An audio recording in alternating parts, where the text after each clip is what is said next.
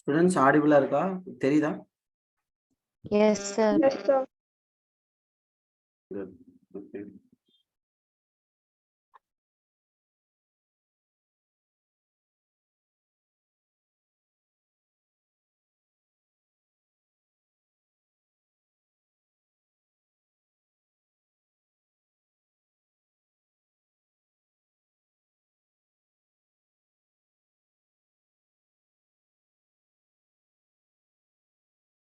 Okay, students, இன்னைக்கு நம்ம பார்க்கக்கூடிய டாபிக் வந்து biodiversity and its conservation. Okay, my voice is audible?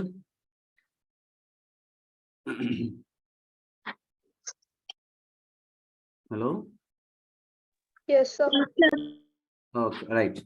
So this is the lesson we are going to discuss. In this lesson, we have two topics. One is what is biodiversity, and next one is biodiversity conservation. So these are all the topics. Let me discuss one by one. So now we are going to discuss basics of biodiversity. What is biodiversity? Okay. So in our biosphere, immense diversity exists not only at the species level, but also all the level of biological organization, ranging from macromolecules, okay, from the macromolecules within the cells to biomass. Check. If bio means living things, diversity, diversified. How they are diversified in a particular geographical area. So this is the term biodiversity is popularized by, okay, sociobiologist Edward Wilson. So we can expect a question, okay, here. So everybody expect pannalam. Which of the following sociobiologist or naturalist or ecologist who popularized the term biodiversity? அப்படினு கேக்கும்போது இது நம்ம சொல்லி ஆகணும். Okay, so Edward Wilson. Okay, right. Now next one is the diversity அப்படின்றது நம்ம எங்க இருந்து பார்த்தோம், from microorganism or macromolecules to biome வரை இருக்கு. அப்ப இந்த டைவர்சிட்டி அப்படின்றது எந்தெந்த லெவல்ல இருக்குன்னு நம்ம இப்போ பார்க்க போறோம். அதுல நம்ம ஃபர்ஸ்ட் பார்க்க போறது ஜெனடிக் டைவர்சிட்டி. ஓகே, சரி. இப்போ ஜெனடிக் டைவர்சிட்டி அப்படின்னு சொல்லும்போது இங்க நமக்கு என்ன எக்ஸாம்பிள் கொடுத்துருக்காங்கன்னு பார்க்கலாம். A single species might show high diversity at a genetic level. So genetic level ஒரு ஸ்பீசிஸ்ல வந்து என்ன ஆகலாம், வேரியேஷன்ஸ் இருக்கலாம். இது எதை பேஸ் பண்ணி இருக்குன்னா டிஸ்ட்ரிபியூஷன் ரேஞ்ச். இப்போ ஃபார் எக்ஸாம்பிள் நம்ம இங்க என்ன பார்க்க போறோம்னா medicinal plant Rauvolfia vomitoria. Okay, so இந்த ரவோல்ஃபியா ஓமிட்டோரியா அப்படின்றது it's a plant, medicinal plant growing in a region different Himalayan ranges. So இமயமலையில வளரக்கூடிய வேரியஸ் இடத்துல வளரக்கூடிய ஒரு ரவோல்ஃபியா ஓமிட்டோரியான்றது it's a medicinal plant. Okay, so இதுல வந்து பாத்தீங்கன்னா there is a active chemical called reserpine. Note down the word. The chemical substance here is reserpine. This is the chemical which is synthesized by Rauwolfia vomitoria plants. Okay, and sir, where we are going to find out அப்படின் போது Himalayan ரேஞ்சஸ்னு கொடுத்துருக்காங்க. சரி, இது எப்படி diversity ஆயிருக்கு genetic level அப்படின்னு பாத்தீங்கன்னா the reserpine quantity and quality of the chemical. Okay, இது வந்து வேரி ஆகும். ஜெனட்டிக் லெவல் அப்படின்றது வந்து வேரியஸ் ஹிமாலயன் ரேஞ்சஸ்ல இதனுடைய ப்ரொடக்ஷன், இதனுடைய குவான்டிட்டி, குவாலிட்டி வந்து என்னாகும், வேரி ஆகும். ஸோ அப்போ உங்களுக்கு இங்க கொஸ்டின் எப்படி கேட்கலாம் அப்படின்னு பாத்தீங்கன்னா genetic diversity which is shown in அப்படின்னு கேட்கலாம், விச் இஸ் சீன் இன் கேட்கலாம். அப்படி கேட்கும்போது ரவோல்ஃபியா ஓமிட்டோரியா ஸோ அதே மாதிரி ரிசர்பைன் அப்படின்ற கெமிக்கல் சப்ஸ்டன்ஸ் எந்த பிளான்ட்ல இருந்து கிடைக்குதுன்னு கேட்கலாம். தட் இஸ் ரவோல்ஃபியா ஒமிட்டோரியா அப்படின்னு எழுதிக்கலாம். Okay right. அதுக்கப்புறம் பார்த்தீங்கன்னா இன்னொரு example, this is the first example. இங்க நீங்க பார்த்த this is first example. Another example இங்க நீங்க பார்க்கலாம். இங்க என்ன பார்க்குறோம் அப்படின்னா இந்தியாவில் வந்து பார்த்தீங்கன்னா more than 50,000 genetically different strain of rice. So இது வந்து அப்படியே ஸ்டேட்மெண்ட் பேஸ்ட் கொஸ்டின்லையோ இல்லை ஃபேக்சுவல் இன்ஃபர்மேஷன் பேஸ்ட் கொஸ்டின்ஸாவோ கேட்கலாம். எப்படி கேட்கலாம்? டிஃப்ரெண்ட் ஸ்ட்ரெயின்ஸ் ஆஃப் ரைஸ் இந்தியாவில் எவ்வளோ இருக்கு அப்படின்னு கேட்கும்போது 50,000 ஜெனட்டிக்கலி டிஃப்ரெண்ட் ஸ்ட்ரெயின்ஸ் இருக்குன்னு சொல்லலாம். இதுல அதே மாதிரி மேங்கோஸ்னுடைய வெரைட்டிஸ்ன்னு பார்க்கும்போது எவ்வளவு கொடுத்துருக்காங்க இந்த இடத்துல? Sorry 10,000 varieties of mangoes. So ஒன்று ரவோல்ஃபியா ஒமிட்டோரியால இருக்கக்கூடிய ரிசர்பைன், ரெண்டாவது rice varieties. Okay 50,000 genetically different strains of rice. Third one வந்து பார்த்தீங்கன்னா 1000 varieties of mango.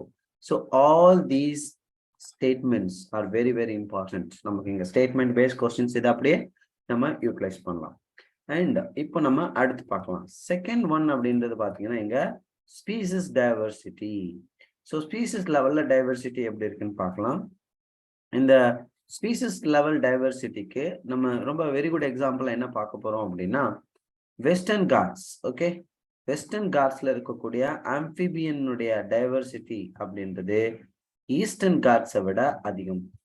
Okay so we should note down which region species diversity is higher அப்படின்னு கேட்கும்போது Western Ghats comparatively Eastern Ghats. Of course உங்களுக்கு geographically I think you know where is Western Ghats and Eastern Ghats are there. Okay, right. So Nilgiris இதெல்லாமே வந்து Western Ghatsல வரும். Okay, right. Next வந்து ecological diversity. Third one நம்ம இங்க பார்க்க போறது ecological diversity. So ecological diversity அப்படின்னும் போது இந்தியா மாதிரியான ஒரு கண்ட்ரியில ecosystem அப்படின்றது வேரியஸ் ecosystems இருக்கு. For example, desert, rainforest, mangroves, coral reefs, wetlands, estuaries.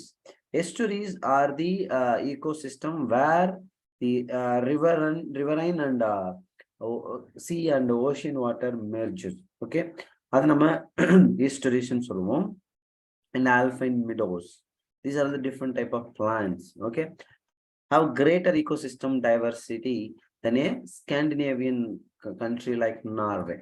See, இப்போ நார்வே வந்து it's a group of countries and I mean Europe side. So நம்ம வந்து வெஸ்டர்ன் யூரோப் சைட்ல நம்ம பார்த்தோம் அப்படின்னா there are some countries they grouped under Scandinavian. Okay, Norway, Poland, Finland, Switzerland. இதெல்லாமே வந்து சுவிட்சர்லாந்து வராது, நார்வே, போலாந்து, ஃபின்லாண்ட் இதெல்லாம் வரும். they are the Scandinavian countries.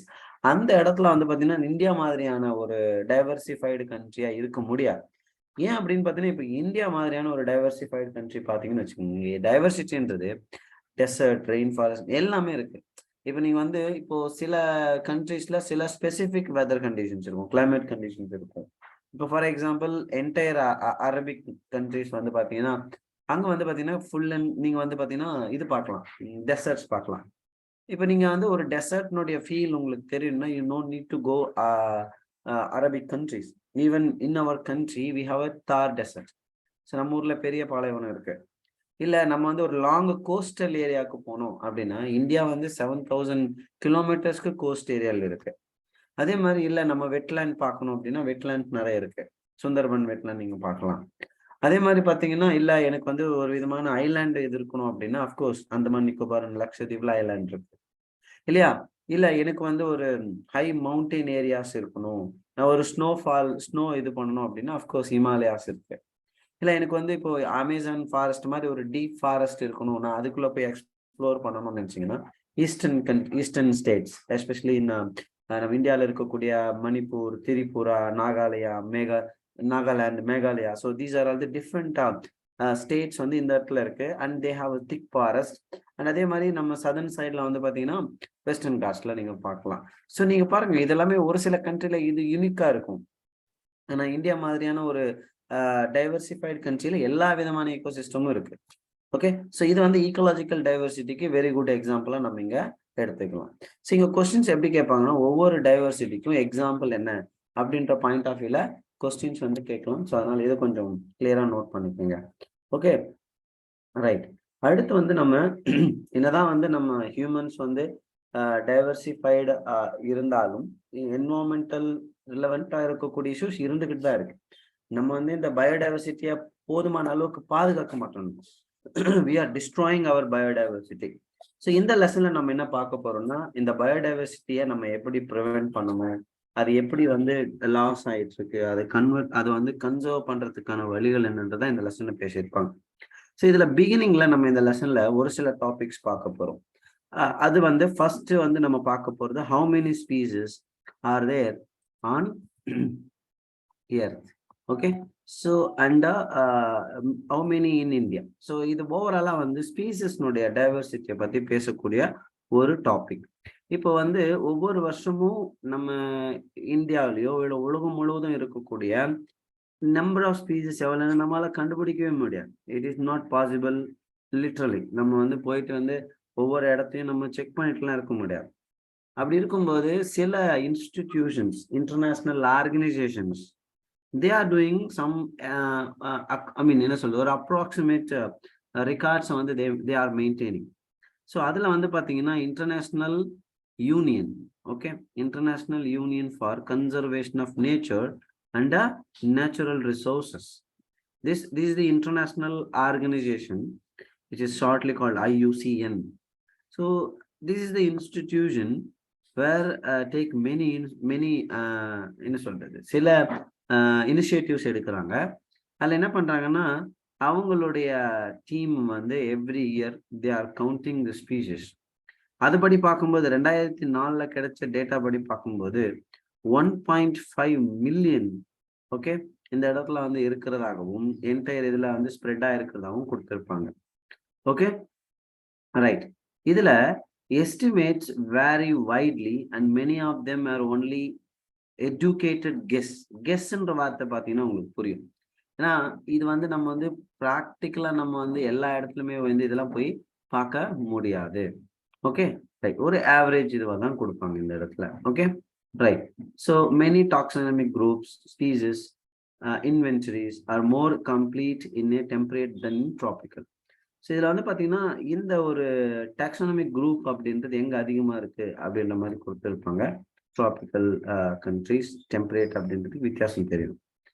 Next வந்து பார்த்தீங்கன்னா இன்னொரு முக்கியமான பாயிண்ட் என்னன்னா, இந்த இடத்துல some extreme estimates ranges from 20 to 50 million but are more conservative and scientifically sound estimate made by Robert May. இந்த வார்த்தை ரொம்ப ரொம்ப முக்கியம். This is very very important. We can expect a question. Which of the following who estimate the species diversity, இல்லைன்னா global species diversity 7 million இருந்தது அப்படின்னு சொன்னது யாருன்னு ஒரு கொஸ்டின் கேட்கலாம். ஸோ ராபர்ட் மே. ஓகே, இது ஆல்ரெடி கொஸ்டின் கேட்டிருக்காங்க. ஸோ இதை once again I'm repeating, the scientist based question must, நீ வந்தே ஆகும்.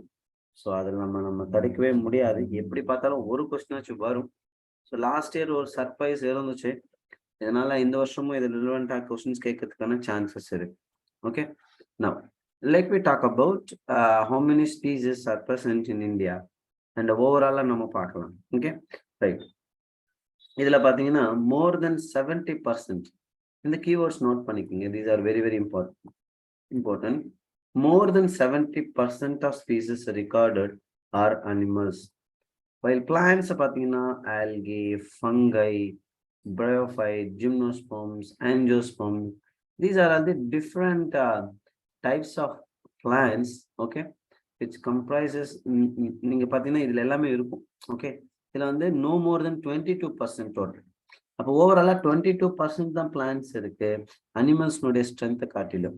ஓகே, ஸோ இது வந்து ஸ்டேட்மெண்ட் பேஸ்ட் கொஸ்டின்ஸை ஒரு அனலிட்டிக்கலா வந்து கொஸ்டின் கேட்கறதுக்கான சான்சஸ் இருக்கு.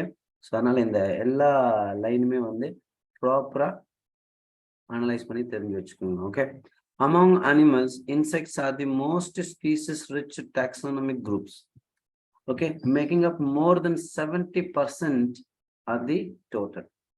Okay, இதுல nearly 10 animals on this planet. Okay, out of every 10 animals on this planet, 7 are insects ன்னு சொல்லியிருப்பாங்க. ஓகே, இதெல்லாமே ஸ்டேட்மெண்ட் பேஸ்ட் கொஸ்டினா கேட்கறதுக்கான சான்சஸ் இருக்கு. ரொம்ப கிளியரா இதை நோட் பண்ணிக்கோங்க.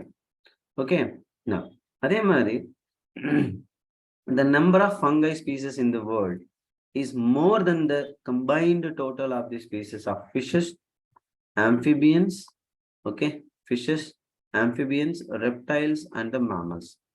இப்போ உங்களுக்கு கொஸ்டின் கேட்பாங்க, எப்படி கேட்பாங்கன்னா ஃபங்கை ஸ்பீசிஸ்னுடைய அந்த டைவர்சிட்டி எந்தெந்த ஸ்பீசிஸ் டைவர்சிட்டியை விட அதிகமாக இருக்குன்னு கொஸ்டின் கேட்கலாம். அப்படி பார்க்கும்போது fishes, amphibians, reptiles and mammals அப்படின்னு வச்சுக்கணும். ஓகே, அது மட்டும் இல்லை, இந்த இடத்துல ஒரு பை சார்ட் இருக்கும். இந்த பை சார்ட் ரொம்ப ரொம்ப முக்கியம். இன்வெர்டிபிரேட்ஸ்ல எது ஹையஸ்ட் இருக்கு, அதுக்கப்புறம் அதை விட எது அதிகமா இருக்கு, அதை விட எது அதிகம், இப்படி வந்து இதுல இருந்து எப்படி கொஸ்டின்ஸ் கேட்கலாம்னா ஒரு அசெண்டிங் ஆர்டர்ல டிசெண்டிங் ஆர்டர்ல ஸ்பீசிஸ்னுடைய டைவர்சிட்டியை வந்து கேட்டு நமக்கு எக்ஸாம்ல கொஸ்டினா வந்து வரலாம். அதே மாதிரி வெர்டிபிரேட்ஸ்ல வந்து பாத்தீங்கன்னா ஃபிஷஸ், அதுக்கப்புறம் வந்து பாத்தீங்கன்னா பேர்ட்ஸ், அதுக்கப்புறம் reptiles, mammals and amphibians. Okay, so இந்த மாதிரி கொஸ்டின்ஸ் கேட்கறதுக்கான சான்சஸ் இருக்கு. ஓகே, அதே மாதிரி பிளான்ஸ்ல பாத்தீங்கன்னா தெரியும் ஆன்ஜியோஸ்பர்ம்ஸ், okay, fungi, and then algae, and then mosses, ferns and allies, and finally lichens. So in this pie chart also we can expect a question. How do we can expect a question? How many vertebrates, mammals இருக்கு, fishes இருக்கு, birds இருக்கு, இது இப்படியும் கேட்கலாம். இல்லைன்னா வந்து எது ascending order descending ஆர்டர்ன்ற மாதிரி கொஸ்டின்ஸ் கேட்கறதுக்கான சான்சஸ் இருக்கு. Now இப்போ இந்த பேராகிராஃப்ல இருந்து கொஸ்டின்ஸ் எப்படி கேட்பாங்க அப்படின்னு பாத்தீங்கன்னா அந்த டேட்டாவை பேஸ் பண்ணி கொடுக்கலாம். 70% அனிமல்ஸ் வந்து ஆர்கானிசம்ல 70% அனிமல்ஸா இருக்கும். அதுல 10ல் 7 வந்து கண்டிப்பா இன்செக்டா இருக்கும் அப்படின்னு சொல்லியிருப்பாங்க. ஃபங்கைனுடைய நம்பர் ஆஃப் ஸ்பீசஸ் வந்து இங்க இருக்கக்கூடிய ஃபிஷஸ், ஆம்பிபியன்ஸ், ரெப்டைல்ஸ், மேமல்ஸை விட அதிகமா இருக்குன்னு தெரிஞ்சுக்கணும். Next one, it should be noted that these estimates do not give any figure for prokaryotes. இதை நீங்க பார்க்கணும். இங்க எங்கேயுமே நீங்க ப்ரோகேரியட்ஸை பத்தி பார்க்கல. ஃபார் எக்ஸாம்பிள் வந்து பாக்டீரியாஸ் பத்தி எல்லாம் நீங்க கொடுக்கவே இல்லை. So biologists are not sure about how many prokaryotic species there might be. We don't know actually. இதுக்கான பாசிபிள் சொல்யூஷன் எதுவுமே கிடையாது. ஓகே, ஜென்ரலா ஒரு இதுவா மொத்தமா இருக்கும் அப்படின்னு நம்ம பார்க்கணும். Okay, right. இதுல இந்தியாவில் இருக்கக்கூடிய டேட்டாவை பத்தி இங்க கொடுத்துருப்பாங்க இந்த பேராகிராஃப்ல. இந்த கண்டென்ட்டும் வந்து பாத்தீங்கன்னா ஸ்டேட்மெண்ட் பேஸ்ட் கொஸ்டின் வரதுக்கான சான்சஸ் அதிகம். although India has only 2.4%, okay, only 2.4% of the world's land area. Okay, its share of the global species diversity is an impressive 8.1%. Again, statement based question. எப்படி கேட்கலாம் யோசிச்சு பாருங்க. ஸோ ஓவராலா வந்து India வந்து land ஏரியாவை பத்தி பேசும்போது எவ்வளவு பர்சன்டேஜ் ஆக்குபை பண்ணிருக்கு? 2.4%. அதுவே குளோபல் ஸ்பீசிஸ் டைவர்சிட்டி அப்படின்னு பார்க்கும்போது 8.1%. Okay, these are all the keywords you should know. Then இதுக்கப்புறம் வந்து உலகம் முழுவதும் இருக்கக்கூடிய 12 மெகா டைவர்சிட்டி கண்ட்ரீஸ்ல இந்தியாவும். ஓகே, இங்க பாத்தீங்கன்னா nearly 45,000 species of plants and twice as many of animals have been recorded from India. அப்படியே கட் காப்பி பண்ணி ஸ்டேட்மெண்ட் பேஸ்ட் கொஸ்டின் கேட்கலாம். இதுல இருந்து அப்படியே கட் காப்பி பண்ணி ஸ்டேட்மெண்ட் பேஸ்ட் கொஸ்டின்ஸ் கேட்கலாம். ஸோ இது நோட். நெக்ஸ்ட் வந்து how many living species are actually there waiting to be discovered and named? நமக்கு தெரியாது. if we accept ஒருவேளை மெயினுடைய குளோபல் எஸ்டிமேஷன் அந்த 7 மில்லியன் எடுத்துக்கிட்டோம் அப்படின்னா 22% of the total species have been recorded so far. வெறும் 22% தான். ரிமைனிங் பர்சன்டேஜ் நம்ம இன்னும் பார்க்கவே இல்லை. Okay, right. இதுல more than 1 lakh plant species and more than 3 lakhs animal species yet to be discovered and described. இன்னும் நம்ம கண்டுபிடிக்க வேண்டிய ஸ்பீசிஸ்னுடைய அளவை பத்தி இங்க சொல்லியிருப்பாங்க. ஓகே, now இதை தாண்டி இங்க இன்னொரு பாயிண்ட் இருக்கு.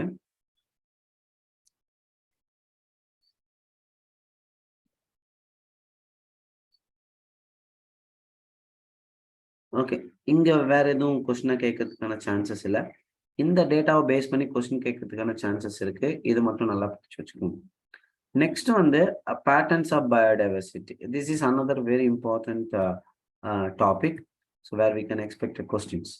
இதுல நம்ம ஃபர்ஸ்ட் என்ன பார்க்க போறோம்னா latitudinal gradients பார்க்க போறோம்.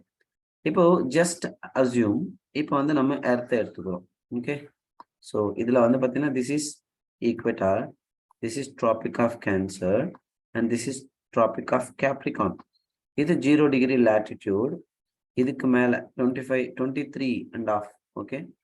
அண்ட் அதே மாதிரி நார்த்து இது 23 இது வந்து சவுத்.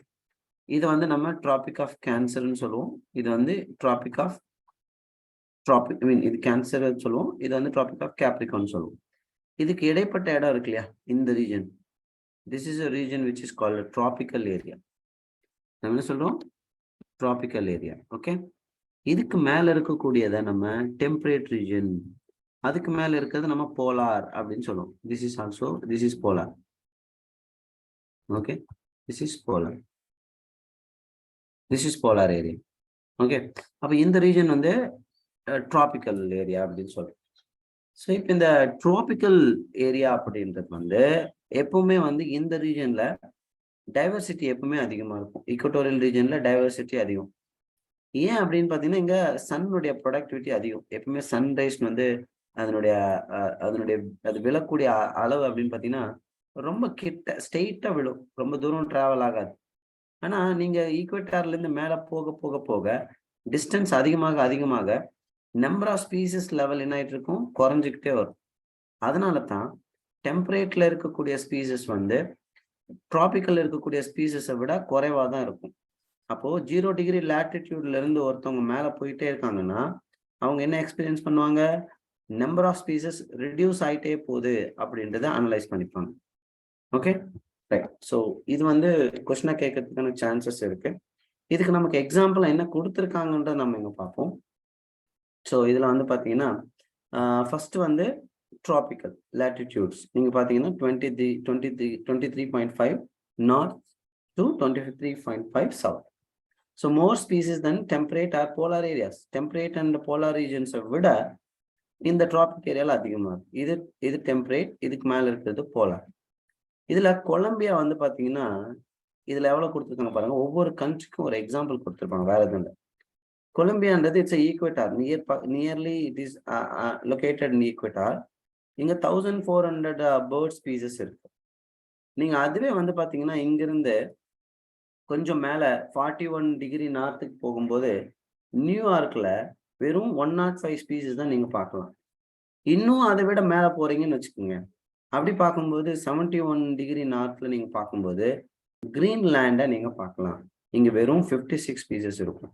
அப்ப நீங்க பாத்தீங்கன்னா இதுல தெரியும், ஆரம்பத்துல 1400 ஸ்பீசிஸ் இருந்த அந்த ஈக்வேட்டரை விட ஒரு 41 டிகிரி செல்சியஸ் மேல போகும்போது 105ம் 71க்கு போகும்போது ஆல்மோஸ்ட் 56 குறைஞ்சிடுது. இப்படி latitudinal gradient தான். Latitudes are the imaginary lines drawn on the horizontal lines around the earth for our understanding. நம்மளுடைய கிளைமேட்டிக் ஃபேக்டர்ஸ் இதெல்லாமே நம்ம தெரிஞ்சுக்கணுன்றதுக்காக நம்ம எழுதுன ஒண்ணு. Okay, right. ஸோ அடுத்து நம்ம இங்க என்ன பார்க்க போறோம் அப்படின்னா, India with much of its land area in the tropical latitude. இப்போ உங்களுக்கு கொஸ்டின் கேட்பாங்க, இந்தியா என்ன ஒரு latitudeல இருக்கு அப்படின்னா ட்ராபிக்கல் latitudeல இருக்கு. இங்க 1200 ஸ்பீசிஸ் ஆஃப் பேர்ட்ஸ் இருக்கு. அதே மாதிரி வந்து பாத்தீங்கன்னா a forest in a tropical region like equator has up to 10 times as many species of vascular plants as forest of equal area in the temperature region like Midwest of USA. அப்ப என்ன சொல்ல வராங்க இந்த இடத்துல, ஈக்குவடார்ல இருக்கக்கூடிய அந்த ரீஜன்ல இருக்கக்கூடிய species அப்படின்றது மேல இருக்கிறத விட அதிகமா இருக்கு. யூஎஸ்ஏ அதுக்கு கொஞ்சம் மேல இருக்கு. ஓகே, நார்தர்ன் பார்ட்ல இருக்கு, அதை விட நம்பர்ஸ் அதிகமா இருக்குன்னு சொல்றேன். இன்னொன்னு அமேசான் ரெயின் ஃபாரஸ்ட் இருக்கு.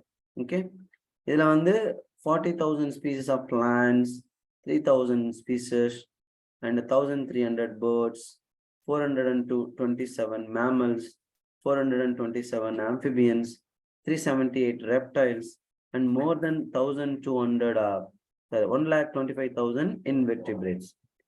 These are all the different type of species richness experienced in the equator region. Okay, if you go from equator to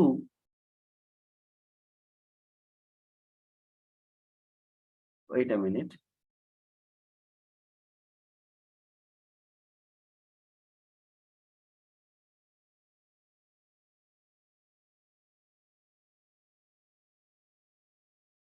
okay, so இந்த டைவர்சிட்டி அப்படின்றது எதை பத்தி பேசுறோம் நம்ம? அமேசான், ஓகே, மறந்துடாதீங்க. அமேசான் ஃபர்ஸ்ட் இருக்கக்கூடிய species diversity தான் நம்ம பார்க்கணும். Okay, right. இன்னொன்னு, ecologist and evolutionary biologist have proposed various hypotheses. Some important ones. இங்க பாருங்க, ஏன் வந்து இந்த டைவர்சிட்டி இருக்கு, இந்த லாட்டிடியூட்னல் கிரேடியன்ட் இருக்குன்றதுக்கு இந்த ஈகாலஜிஸ்டும் எவல்யூஷனரி பயாலஜிஸ்டும் என்ன பண்றாங்கன்னா சில தியரிஸை கொடுக்குறாங்க, சில ஹைப்போதீசிஸை கொடுக்குறாங்க. அதுல ஒரு ஹைப்போதீசிஸ் என்னன்னா, speciation is generally a function of time, unlike temperate region subjected to frequent glaciations in the past.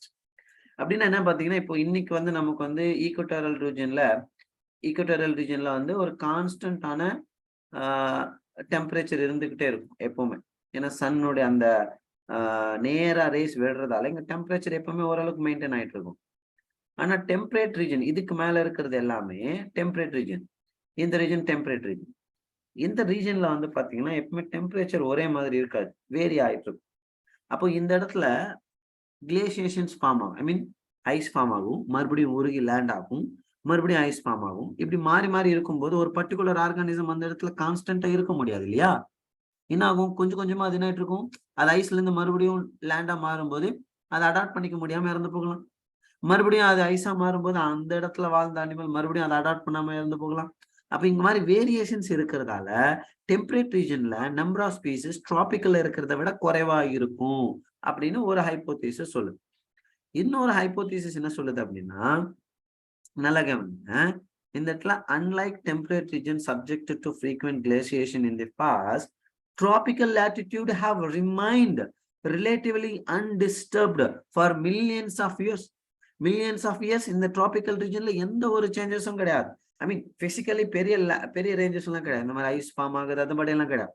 they have constant conditions. Okay, அது மட்டும் இல்ல, இன்னொரு எக்ஸாம்பிள் என்ன சொல்றாங்கன்னா, tropical environment unlike temperate ones are less seasonal. அப்போ டெம்பரேட்ல நிறைய seasons இருக்கு, tropical seasons வந்து ரொம்ப கம்மி. அப்படி இருக்கும்போது நம்மளால ஈஸியா என்ன பண்ண முடியும், ப்ரிடிக்ட் பண்ண முடியும் இந்த இடத்துல என்ன ஆர்கானிசம்ஸ் இருக்க முடியும்.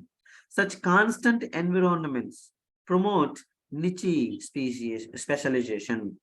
niche specialization, niche அப்படின்னு என்னன்னா, ஒரு ஆர்கானிசம் எந்த ஒரு இடத்துல தன்னுடைய ஹாபிடேட்டை வந்து பழக்கமா வச்சிருக்கோ, அது எங்க வாழுதோ, அங்க இருக்கக்கூடிய ரிசோர்ஸை எது அது ப்ராப்பரா யூட்டிலைஸ் பண்ண முடியுதோ அந்த இடத்துக்கு niche, the functional region, the functional part of the organism. அங்க வந்து அதனுடைய லிவிங் ஸ்பேஸ்ல அதனுடைய எல்லா விதமான ஃபங்க்ஷன்ஸும் நடக்கக்கூடிய ஒரு இடத்த நம்ம நிச்சி அப்படின்னு சொல்லுவோம். Okay, so niche specialisation and lead to a greater species diversity. எந்த இடத்துல, டிராபிக்கல் ரீஜன்ல. ஆனா டெம்பரேட் ரீஜன்ல அப்படி கிடையாது, அங்க சீசன்ஸ் அதிகமா இருக்கும். சீசன்ஸ் அதிகமாக அங்க இருக்கக்கூடிய கண்டிஷன்ஸ் மாற அங்க இருக்கக்கூடிய ஆர்கானிசம் தன்னை மாத்திக்கிட்டே இருக்கும். அப்போ நம்பர் ஆஃப் ஸ்பீசிஸ் கண்டினியூஸா அந்த இடத்துல இன்க்ரீஸ் ஆகாம போறதுக்கான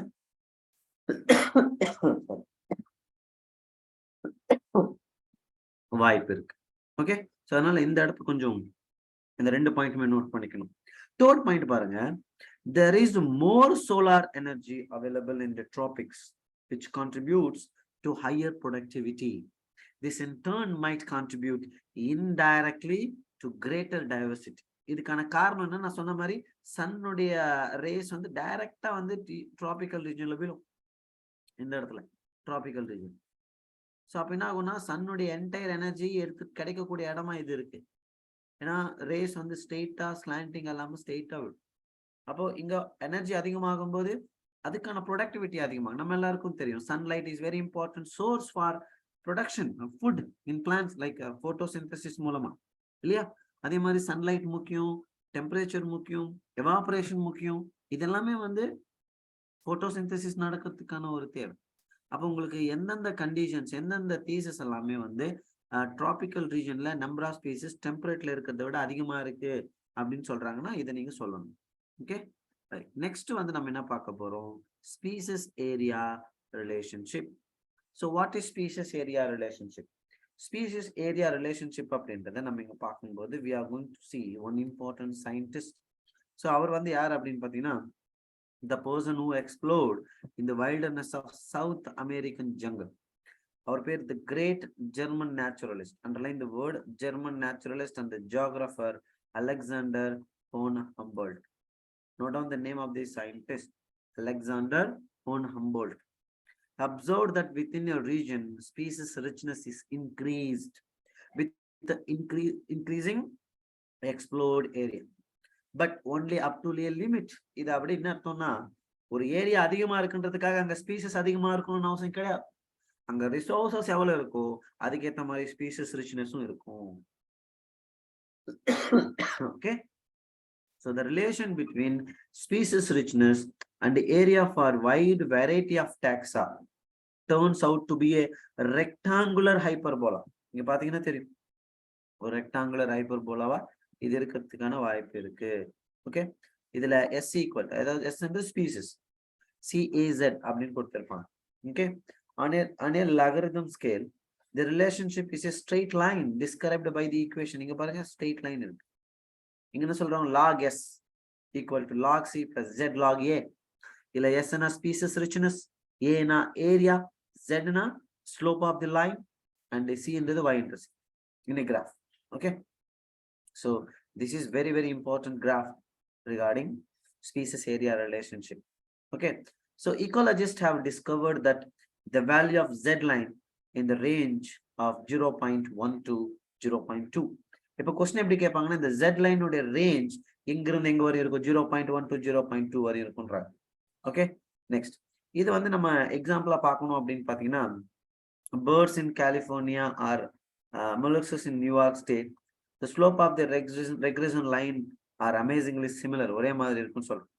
Okay, if you analyze the species area relationship among very large areas like entire continents, you will find that the slope of the line to be much steeper. ஏன்னா அங்க அதிகமான species diversity இருக்கும். இது வந்து 0.6 to 1.2 அளவுக்கு இருக்கலாம். Okay, for example, for frugivorous அப்படின்றவங்க யார் அப்படின்னா fruit eating birds. Frugivorous அப்படின்றது நம்ம என்ன சொல்றோம்னு கொஸ்டின் கேட்கலாம். They are the birds which eating fruits. Okay, mammals in the tropical forest of different continents, the slope is found to be 1.15. We can expect a question, which of the following slope of the line, z line உடைய slope எப்படி இருக்கும், எங்க tropic forest ல இருக்கக்கூடிய mammals and the frugivorous உடைய z line என்னவா இருக்கும், 1.15. 1.15 the question. இப்படிதான் questions கேட்பாங்க. z line range எங்க இருந்து எங்க இருக்கும், 0.1 to 0.2. இது வந்து ஒரு சில இடத்துக்கு ஏத்த மாதிரி மாறுது. ஓகே, ஃபார் எக்ஸாம்பிள் வந்து ட்ராபிக்கல் ரீஜன்ல இருக்கக்கூடிய frugivorous and mammals அதனுடைய z line அப்படின்றது ஸ்லோப்ன்றது எப்படி இருக்கும், 1.15 இருக்கும் அப்படின்னு கொஸ்டின் கேட்பாங்க. Okay, right, now let me talk about the another topic, the importance of species diversity to the ecosystem. Okay, இப்போ இந்த importance of species diversity to the ecosystem அப்படின்ற இந்த டாபிக்ல ஸ்பீசிஸ் டைவர்சிட்டி இல்லாம போனா ஒரு ஈகோசிஸ்டம்னுடைய ஸ்டெபிலிட்டி எப்படி இருக்கும். ஸோ கண்டிப்பா ஒரு ஈகோசிஸ்டம் ஸ்டேபிளா இருக்கணும், அங்க இருக்கக்கூடிய எல்லா ஆர்கானிசமும் நல்லா இருந்தா மட்டும் exactly stability for A biological community. எப்போ அந்த பயாலஜிக்கல் கம்யூனிட்டி ரொம்ப ஸ்டேபிளா இருக்குன்னு சொல்றோம், a stable community should not show too much variation year to year. ஒரு வருஷத்துல இருந்த மாதிரி அடுத்த வருஷத்துல இல்லாம இருக்க கூடாது. It should be consistency அந்த இடத்துல ஆர்கானிசம் உடைய நம்பர்ஸ் அப்படியே இருக்கணும், இல்லைன்னா இன்க்ரீஸ் ஆயிட்டே இருக்கணும், குறைய மட்டும் கூடாது. And it must also be resistant to invasions by alien species. Alien species வரக்கூடாது. அந்த இடத்துல இருக்கக்கூடிய ஒரிஜினல் ஸ்பீசிஸ்னுடைய நம்பர்ஸ் மட்டும் கான்ஸ்டன்டா இன்க்ரீஸ் ஆயிட்டே இருக்கணும். அப்போதான் அந்த இடத்துல இருக்கக்கூடிய பயாலஜிக்கல் கம்யூனிட்டி ஸ்டேபிளா இருக்குன்னு அர்த்தம். இத டேவிட் டில்மேன் அப்படின்ற ஒரு லாங் டேர்ம் ஈகோசிஸ்டம் எக்ஸ்பெரிமெண்ட்ஸ் மூலமா சொல்றாரு. என்ன சொல்றாருன்னா, using outdoor plots provide some tentative answers. Tillman found that flats with more species showed less year-to-year variation in the total biomass. அதாவது என்னன்னா, some species which are located in particular geographical area, they are more species. அங்க நிறைய species இருக்கு. அப்ப அங்க இருக்கக்கூடிய பயோமாஸ்னுடைய variations இயருக்கு year ரொம்ப குறைவா இருக்கு. Because they are stable. ரொம்ப ஸ்டேபிளா இருக்கு அந்த கம்யூனிட்டின்னு சொல்ல வராங்க. And he also showed that in his experiments, increased diversity contributed to higher productivity. Of course, அந்த இடத்துல நம்பர் ஆஃப் ஆர்கானிசம்ஸ் அதிகமாயிட்டே இருக்கும்போது அதனுடைய ப்ரொடக்டிவிட்டியும் அதிகமா தானே இருக்கும். ஸோ டேவிட் டில்மேனுடைய லாங் டேர்ம் ஈகோசிஸ்டம் எது ரெலவெண்ட் ஆனதுன்னு கொஸ்டின் கேட்டா, it explains the importance of species diversity to the ecosystem. So we can expect a question: what is the role of David Tillman in the topic? Okay, in the இடத்துல நம்ம பார்க்கணும். Okay, so importance of species diversity. Okay, மறந்துட கூடாது. These are all the very important facts. Okay, scientist names based பண்ணி questions வந்து கேட்பாங்க, கண்டிப்பா கேட்பாங்க, ஒவ்வொரு வருஷமும் கேட்கறது தான். ஸோ அதனால நீங்க இதை ரொம்ப கவனமா பார்க்கணும். Okay, right. நெக்ஸ்ட் நம்ம பார்க்க வேண்டியது என்னன்னா, இந்த இடத்துல நல்லா கவனிங்க. although we may not understand completely how species richness contributes to the well-being of an ecosystem, we know enough to realize that rich biodiversity is not only essential for ecosystem health, but imperative for the very survival of the human race on this planet. At a time when we are losing species at an alarming phase, one must ask, does it really matter to us if few species become extinct? Of course. கண்டிப்பா எந்த ஒரு ஸ்பீசிஸ்னுடைய number year by year குறைஞ்சுக்கிட்டே வருதோ, கண்டிப்பா பல வருஷம் கழிச்சு அது இந்த பூமியில இல்லாத ஒரு அனிமலா மாறிடும், இல்லாத ஒரு உயிரினம் மாறிடும். தே மைட் பி எக்ஸ்டிங்க்ட், அழிஞ்சு போயிடலாம் முழுவதுமே. Okay, right. இன்னொரு முக்கியமான பாயிண்ட் என்னன்னா, இந்த இடத்துல இன்னொரு எவிடன்ஸும் நம்ம பார்க்கிறோம். எந்த அளவுக்கு வந்து ஈகோசிஸ்டம்னுடைய ஸ்டெபிலிட்டி இருக்கணும்னு எக்ஸ்பிளைன் பண்றதுல இன்னொரு காம்பவுண்ட் இங்க நம்ம பார்க்க போறோம். That is Rivett-Popper hypothesis. The Rivett-Popper hypothesis is the hypothesis which is used by Stanford ecologist Paul Ehrlich. Your பேர் நோட் பண்ணிக்கங்க, Paul Ehrlich. Okay.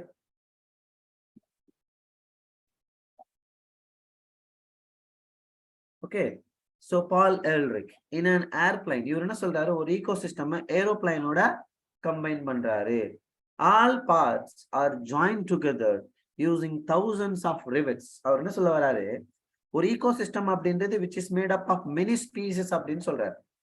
அத ஒரு ஈகோசிஸ்டம் ஒரு ஏரோப்ளைனோட கம்பைன் பண்றாரு. ஒரு ஏரோப்ளைன் ஏர்பிளைன் அப்படின்றது நினைச்சு பாருங்க, it's made up of many parts, right? If every passenger traveling in it starts popping a rivet, என்ன பண்றாரு, நான் இப்போ வந்து டிராவல் பண்றேன், I'm taking my seat, but not only for traveling, while I'm departing, நான் இறங்க போறேன் அப்படின்னும் போது I have to get out from the flight. நான் இந்த ஃபிளைட்ல இந்த சீட்ல தான் உட்காந்து வந்தேன், I have to take this seat அப்படின்னு நான் வீட்டுக்கு எடுத்துன்னு போறேன்னு சொன்னா அது ஏத்துக்க முடியாது இல்லையா? அப்படித்தான் ஒரு ஈகோசிஸ்டம்ல ஒரு ஸ்பீசிஸ் இருக்குன்னா அது அந்த இடத்துல வாழ்றதுக்காக வந்திருக்கு. We cannot eliminate that from that particular ecosystem. இப்ப நம்மளுடைய தேவைக்காக நம்ம ஒவ்வொரு அனிமலையும் அந்த இடத்துல இருந்து எலிமினேட் பண்ண என்ன ஆகும்? இப்ப ஒவ்வொருத்தரும் ஒரு சீட் எடுத்துன்னு போயிடுறாங்க. அந்த ஏர்பிளைன்ல சீட்ஸ் இருக்குமா?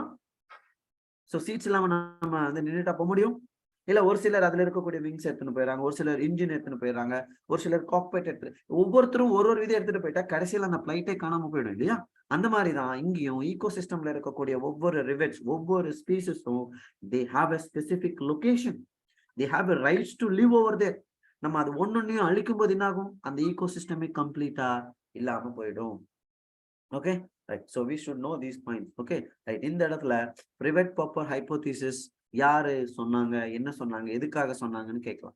So there are 2 points you should know. One is David Tillman long-term ecosystem experiments, and Paul Ehrlich உடைய Rivett-Popper hypothesis. These two are very, very important for understanding how the species diversity important for an ecosystem. Okay, hope இந்த part வந்து உங்களுக்கு ஈஸியா புரிஞ்சிருக்கும்னு நினைக்கிறேன். Next நம்ம பார்க்கலாம் loss of biodiversity.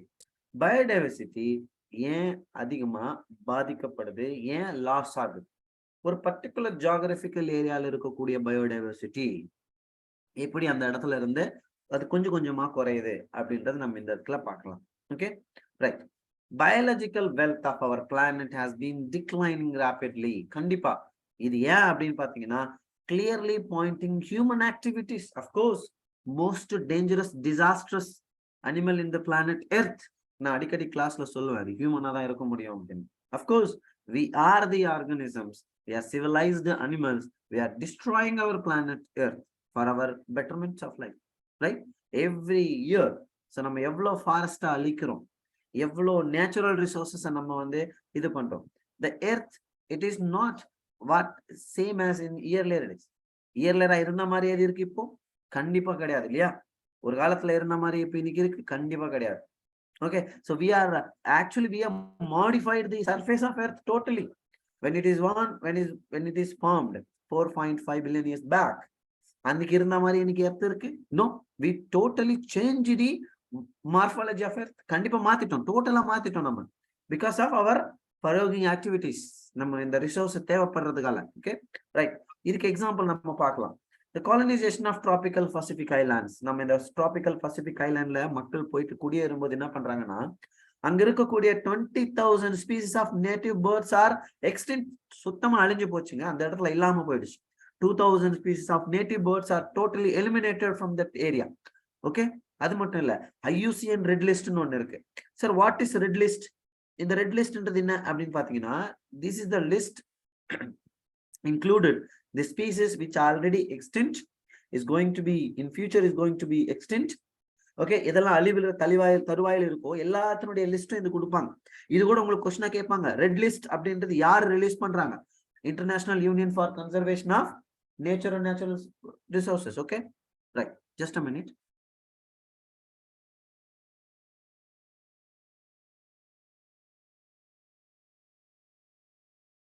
Okay, right. Now, inga the colonization of tropical Pacific island by humans is said to have led to the extinction of more than 2,000 species of native birds. Okay, அது மாதிரி red list யார் இங்க release பண்றாங்கன்னு question கேட்கலாம். So you should note down here. Okay, right. இத படி பார்க்கும்போது 748 species. Okay, அதுல வந்து பாத்தீங்கன்னா vertebrates 338, 359 invertebrates, 787 plants. They are extinct last 500 years. Some examples of recent extinctions include dodo. ஞாபகம், டோடோன்றது மொரிஷியஸ்ல இருக்கக்கூடிய ஒரு பறவை, இன்னைக்கு முழுவதும் அது இல்லாமலே போயிடுச்சு. நெக்ஸ்ட் வந்து குவாகா, இது வந்து ஆப்பிரிக்கால இருக்கக்கூடியது, இருந்தது இப்ப இல்ல. அது ஆஸ்திரேலியால இருக்கக்கூடிய தைலசின், ரஷ்யால இருந்த ஸ்டெல்லர் ஷீகவ், அதுக்கப்புறம் இந்த 3 tiger species, Bali, Javan, Caspian அப்படின்னு சொல்லக்கூடிய 3 subspecies of tigers, they are extinct. முழுவதும் அழிஞ்சு போயிடுச்சு. சார், இதுல இருந்து எப்படி கொஸ்டின் கேட்பாங்கன்னா, எந்தெந்த அனிமல், எந்தெந்த ஆர்கானிசம், எந்தெந்த நாட்டுல இருந்து முழுவதும் அழிஞ்சு போச்சுன்னு ஒரு கொஸ்டின் கேட்கலாமா? ஒரு மேட்ச் டைப் ஆஃப் கொஸ்டின் நம்ம எக்ஸ்பெக்ட் பண்ணலாமா இந்த இடத்துல? டோடோ அப்படின்றது மொரிஷியஸ்ல இருந்தது, ஆப்பிரிக்கால குவாகா, ஆஸ்திரேலியால இருந்த தைலசின், ரஷ்யால இருந்த ஸ்டெல்லர் ஷீகவ், அப்புறம் பாலி, ஜாவன், காஸ்பியன் அப்படின்னு சொல்லக்கூடிய 3 விதமான டைகர் ஸ்பீசிஸ் முழுவதுமா அழிஞ்சு போச்சு, இன்னைக்கு பூமியில இல்லவே இல்லை. Okay, so you should note down these names of the organisms. Okay, right. So இதை தாண்டி நம்ம இங்க என்ன பார்க்க போறோம் அப்படின்னு பாத்தீங்கன்னா, இந்த இடத்துல 12% of all bird species, 23% of all mammal species, and 32% of all amphibian species, and 31% all gymnosperm species in the world face threat of extinction. அழியிற தருவாயில் இருக்கக்கூடிய ஜிம்னோஸ்பர்ம்ஸ்னுடைய பர்சன்டேஜ் எவ்வளோ, ஆம்பிபியன்ஸ் ஸ்பீசிஸ்னுடைய பர்சன்டேஜ் எவ்வளோ, மேமல் ஸ்பீசிஸ்னுடைய பர்சன்டேஜ் எவ்வளோ, பேர்ட்ஸ்னுடைய ஸ்பீசிஸ் பர்சன்டேஜ் எவ்வளோன்ற மாதிரி கொஸ்டின்ஸ் கேட்கலாம். Note down. Another very important point, இப்போ இந்த இடத்துல வந்து பார்த்தீங்கன்னா, நம்ம எர்த் ஃபார்ம் ஆனதுல இருந்து கிட்டத்தட்ட 3 பில்லியன் இயர்ஸ் ஆவே இங்க நிறைய ஆர்கானிசம் ஃபார்ம் ஆயிருக்கு, இந்த பூமியை விட்டு முழுவதுமா அழிஞ்சு போயிருக்கு இல்லையா? அப்ப இதை நம்ம என்ன சொல்றோம்னா, episodes of mass extension. Okay, episodes of mass extension. இதுல இதுவரை நடந்த எபிசோட்ஸ் எவ்வளவு அப்படின்னா 5. There are 5 episodes of mass extinction is already takes place. இப்போ எத்தனாவது எக்ஸ்டென்ஷன் பீரியட் நடந்துட்டு இருக்கு அப்படின்னா this is the 6th extension presently in progress, different from previous episodes. The difference is in the rates. The current species extinction rates are estimated to be 100 to 1000 times faster than in the pre-human times. மனுஷன் இல்லாத காலத்துல நடந்ததை விட மனுஷன் இருக்கும்போது 100ல இருந்து எவ்வளவு அப்படியே 1000 டைம் 1000 மடங்கு அதிகமா நடக்குன்னு சொல்றாங்க.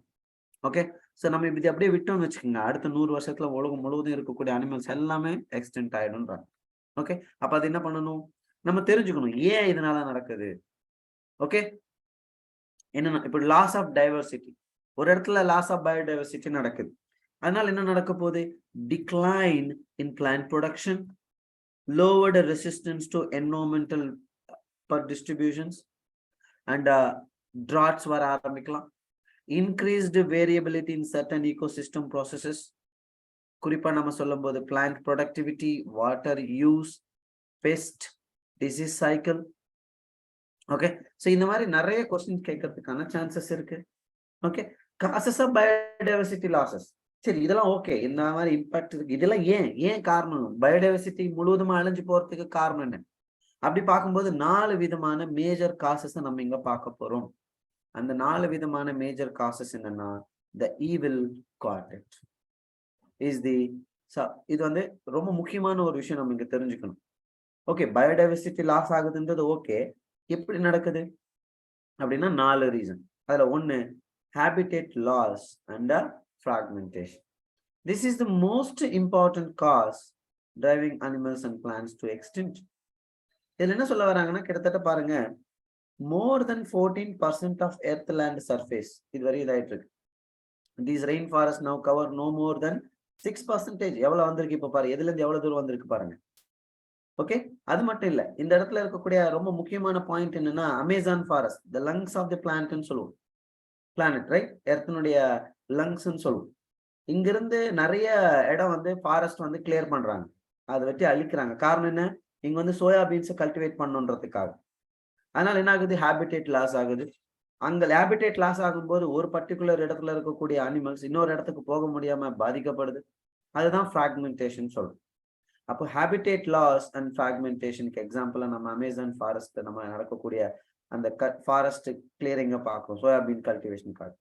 நெக்ஸ்ட் வந்து over exploitation. Of course over exploitation என்ன, அளவுக்கு அதிகமா நம்ம பயன்படுத்துறதால இதெல்லாம் அந்த மாதிரி அழிஞ்சு போயிருக்கு கடந்த 500 வருஷத்துல அப்படின்னு பாத்தீங்கன்னா, Steller sea cow, passenger pigeon, these two are completely eliminated from the earth by the over exploitation by humans. நம்ம தான், அது மட்டும் இல்ல, many marine fish populations எல்லாமே அழிஞ்சிட்டு இருக்கு. ஓகே, இன்னொன்னு காரணம், மூணாவது காரணம் நம்ம என்ன பார்க்க போறோம்னா, ஏலியன் ஸ்பீசிஸ் இன்வேஷன். நிறைய ஏலியன் ஸ்பீசிஸ் ஒரு பர்டிகுலர் நேட்டிவ் பிளேஸ்க்கு வரும்போது அந்த நேட்டிவ்ல இருக்கக்கூடிய ஆர்கானிசம்ஸ் எல்லாமே என்ன ஆகலாம், அழிஞ்சு போகலாம். இதுக்கு வெரி குட் எக்ஸாம்பிளா நம்ம என்ன பார்க்க போறோம்னா, Nile perch introduced in Lake Victoria in East Africa. Okay, East ஆப்பிரிக்கால இருக்கக்கூடிய அந்த லேக் விக்டோரியால இந்த நைல் பர்ச் அப்படின்றத இன்ட்ரடியூஸ் பண்றாங்க. அது பண்ணோன்னு என்ன ஆயிடுச்சு அப்படின்னு பாத்தீங்கன்னா, the extension of an ecologically unique assemblage of more than 200 species of cicelled fish. Note down the word cicelled fish. Okay, இந்த cicelled fishன்றது வந்து அந்த லேக்ல நேட்டிவா வளரக்கூடிய ஒரு ஃபிஷ். அது இந்த நைல் பர்ச் இன்ட்ரடியூஸ் பண்ண உடனே அங்கிருந்து முழுவதும் அழிஞ்சிருச்சு. இன்னொன்னு, நிறைய இன்வேசிவ் ஸ்பீசஸை நம்ம பார்க்கிறோம், பிளான்ட் ஸ்பீசஸை. For example carrot grass, parthenium அப்படின்னு சொல்லுவோம், லான்டனா அண்ட் வாட்டர் ஹயாச்சித், ஐகோர்னியான்னு படிச்சிருப்போம். இதெல்லாமே வேரியஸ் இன்வேசிவ் பிளான்ஸ் ரைட். இந்தியால வந்து நம்ம பார்த்தீனியம் வந்து வீட்டை இம்போர்ட் பண்ணும்போது இந்தியாவுக்கு வந்துச்சு. Okay, the recent illegal introduction of alien catfish, African catfish. இங்க வந்து Clarius garipinus அப்படின்னு சொல்லுவாங்க. ஓகே, ஆப்பிரிக்கன் கேட்ஃபிஷ் பேர் என்ன இந்த இடத்துல, Clarius garipinus. இது கொஸ்டின் எப்படி கேட்பாங்கன்னா, Clarius garipinus is a catfish, இல்லைன்னா வந்து ஸ்டார் ஃபிஷ், இப்படி மாறி மாறி கொடுக்கலாம்.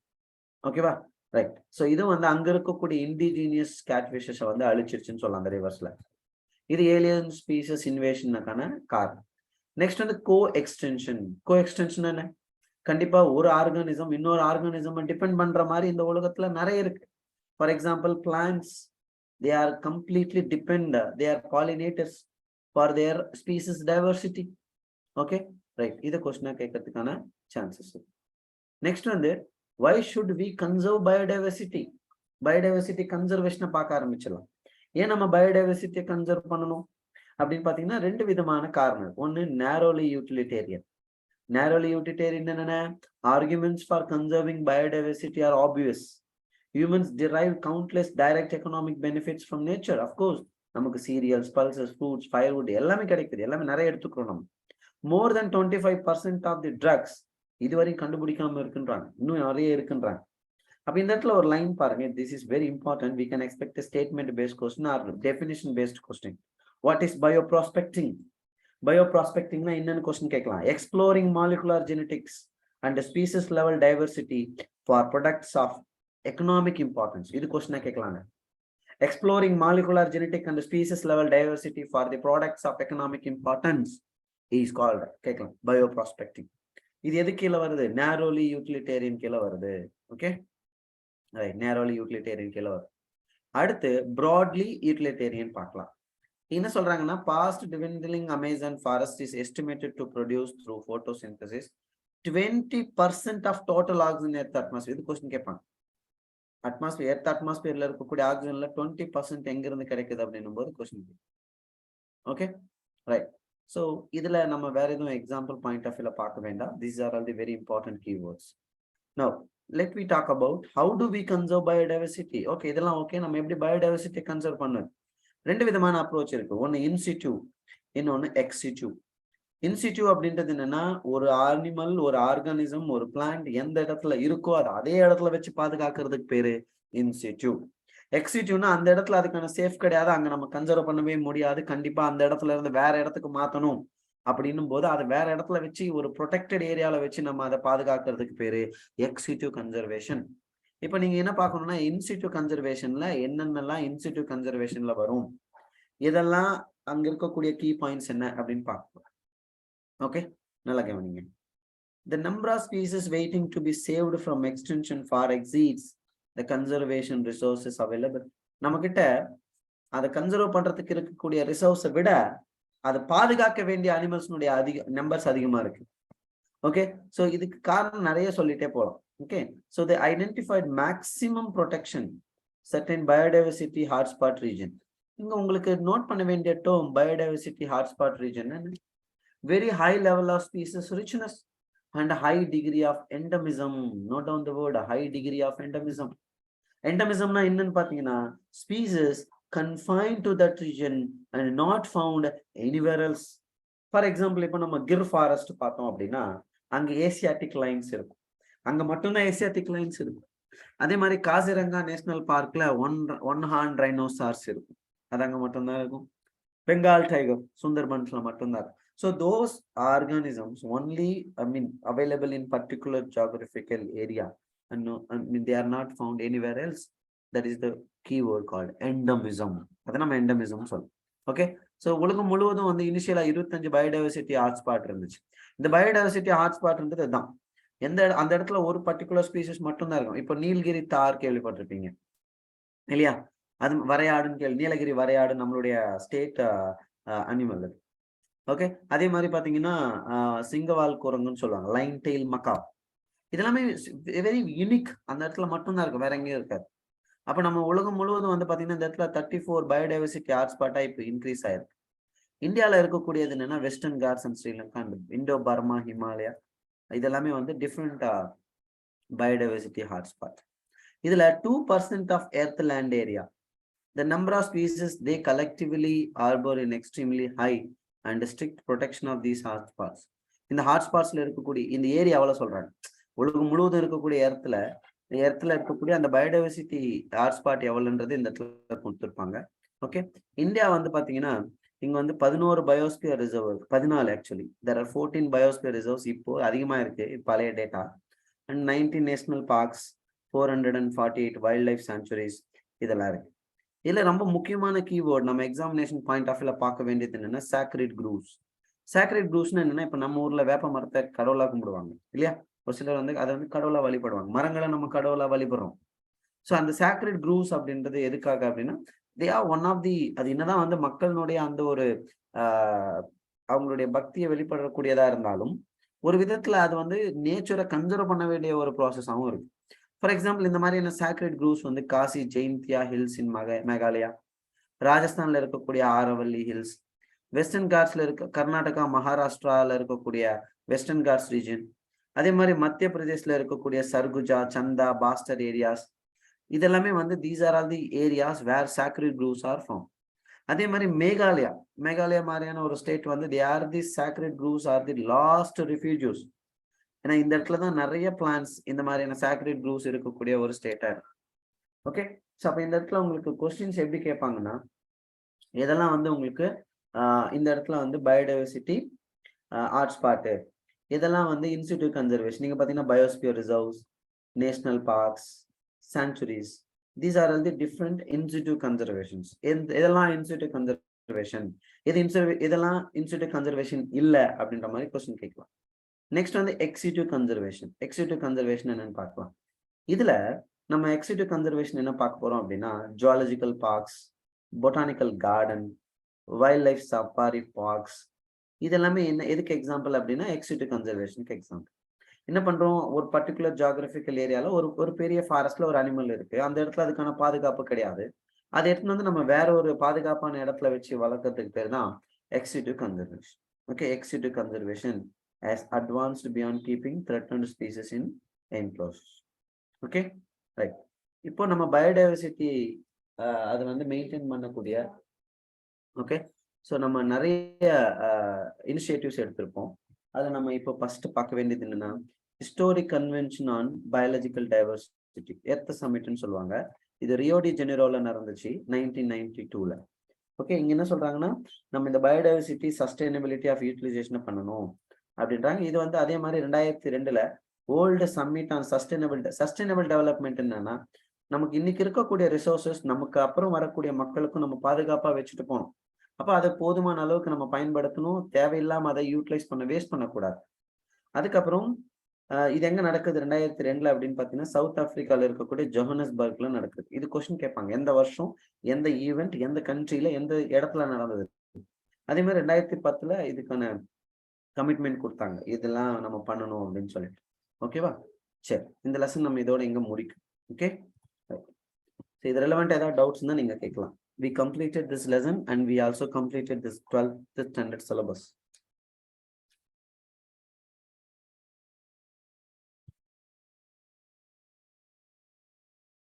Now you can ask any doubts.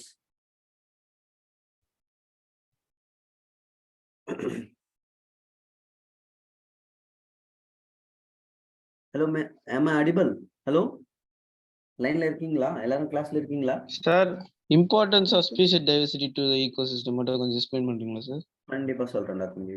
அது ஒண்ணும் இல்லடா, நீங்க அந்த 2 எக்ஸ்பெரிமெண்ட் பார்க்கணும். ஒன்னு டேவிட் டில்மேனுடைய லாங் டேர்ம் எக்கோசிஸ்டம். அதுல அவர் என்ன சொல்றாருன்னா, நிறைய ஸ்பீசஸ் இருக்கு, நிறைய நம்பர் ஆஃப் ஸ்பீசஸ் இருக்குன்னா வேரியேஷன் ரொம்ப கம்மியா இருக்கும், பயோமாஸ்ல குறையாது, அதே மாதிரி தானே இருக்கும், மெயின்டைன் ஆயிட்டு இருக்கும். அப்போ அந்த இடத்துல நிறைய நம்பர் இருக்கிறது அப்படின்றது ஒரு ஈகோசிஸ்டம்னுடைய ஸ்டெபிலிட்டியை காட்டுதுன்றாரு.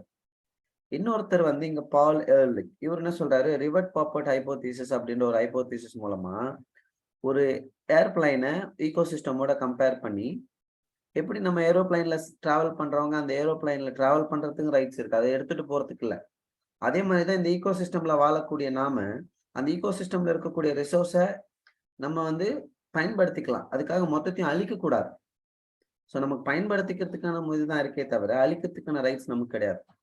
ஸோ இதை வந்து சொல்லியிருப்பார். இந்த 2 பாயிண்ட்ஸை நீ இந்த இடத்துல தெளிவா புரிஞ்சுக்கிட்டாவே போதும். Okay sir. வேற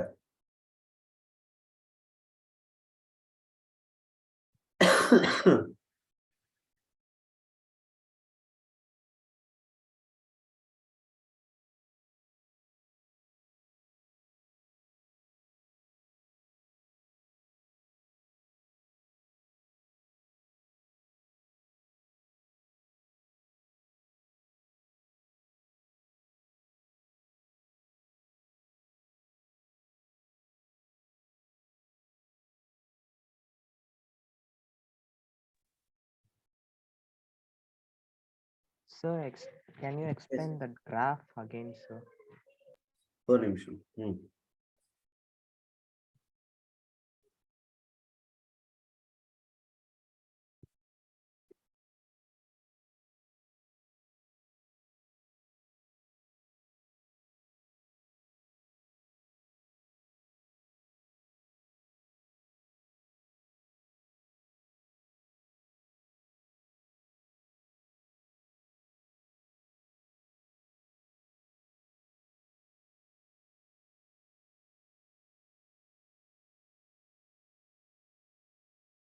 எது சொன்னீங்க தம்பி?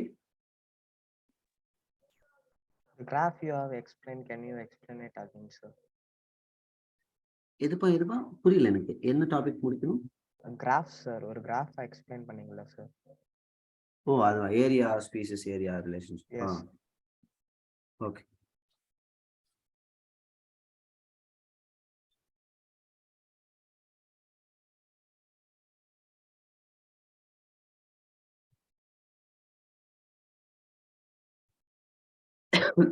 இங்க தானே? Yes, sir. இப்போ இது வந்து ஸ்பீசிஸ் ஏரியா ரிலேஷன்ஷிப்ன்ற டாபிக். அதாவது என்ன சொல்ல வராங்கன்னா, ஒரு ஏரியா எவ்வளவு இருக்கும் அந்த அளவுக்கு ஸ்பீசஸ் ரிச்னஸ் இருக்கணும்னு அவசியம் கிடையாது. அந்த ஸ்பீசஸ்னுடைய ரிச்னஸ் அப்படின்றது அந்த ஏரியா எவ்வளவு இருக்குன்னு முக்கியம் கிடையாது. அந்த இடத்துல இருக்கக்கூடிய ரிசோர்சஸ் எந்த அளவுக்கு easy to access, easy to share, easy to distribute among the organism, அதை பேஸ் பண்ணி அங்க நம்பர் ஆஃப் ஆர்கனிசம்ஸ் இருக்கும்னு சொல்லியிருக்காங்க. இதை ஒரு ஸ்ட்ரெயிட் லைன் மூலமாகவும் ஒரு ரெக்டாங்குலர் ஹைப்பர் மூலமாகவும் எக்ஸ்பிளைன் பண்ணு. அதாவது ஏரியா அதிகமாகும் போது, ஓகே, ஏரியா அதிகமாகும் போது ஸ்பீசஸ் ரிச்னஸ் அதிகமாகணும்னு அவசியம் கிடையாது. அதுல ஒரு சிலதுல நம்பர் அது போயிட்டே இருக்கு, மறுபடியும் ஒரு ஸ்டாண்டர்ட் வந்துடும். சிலதுல ஏரியா அதிகமாகும் போது ஸ்பீசஸ் ரிச்னஸ் அதிகமாயிட்டே இருக்கும். இதுக்கு 2 ஃபார்முலா சொல்லியிருப்பாங்க. அதுதான் S = CZ, log S = log C plus Z log A. அதுல Zன்றது ஸ்லோப், இந்த ஸ்லோப்பை சொல்றாங்க, இந்த ஸ்லோப் அப்படின்னு என்ன? இப்போ வந்து இந்த ஸ்லோப் இப்படி இருக்குன்னு வச்சுக்கோங்க. என்ன அர்த்தம்? ஏரியா குறைவா இருக்கு, ஸ்பீசஸ் ரிச்னஸும் குறைஞ்சிட்டே வருதுன்னு அர்த்தம். இப்போ இப்படி இருந்தா என்ன ஆகும்? அதான் சொல்ல வரேன். கிளியர்? Okay, sir. வேற ஏதாவது டவுட் இருக்கா?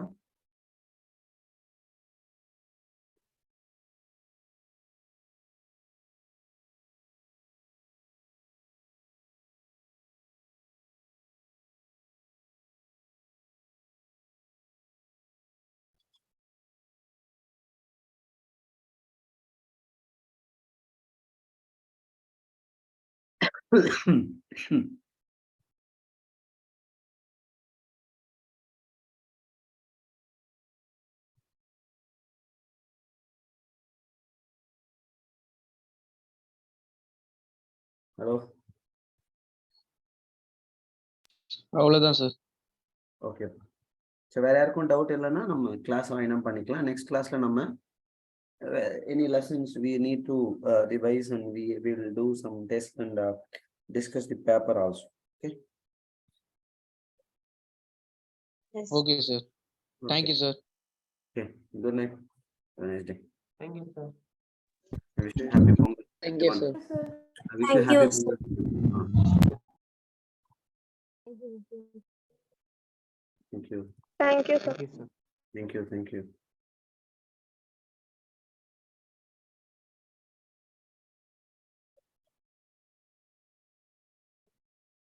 Sir?